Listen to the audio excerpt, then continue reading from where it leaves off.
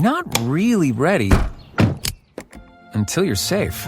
Summer safely and drive calm.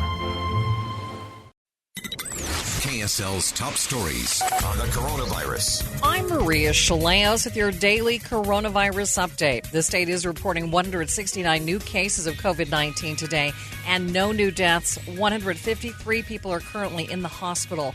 And the Department of Health reports more than 2.7 million vaccinations have now been administered.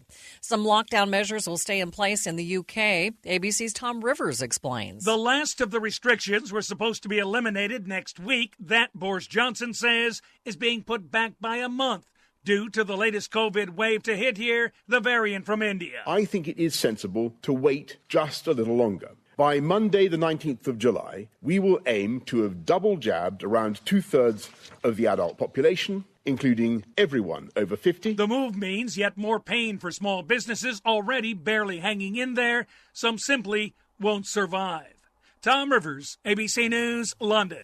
Vice President Kamala Harris is unveiling a new push to encourage Black Americans to get their COVID shots. VP Harris says the building blocks of the vaccine underwent a decade of research. I know it seemed like it happened overnight, but it didn't.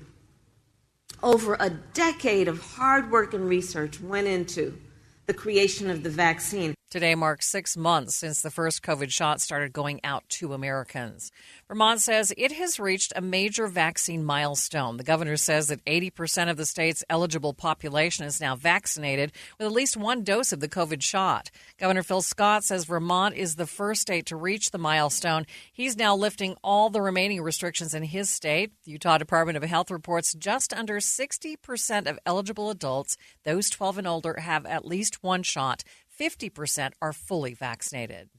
And the common cold is making a comeback. KSL News Radio's Dan Bomas explains why. Health professionals are calling it the re-emergence cold.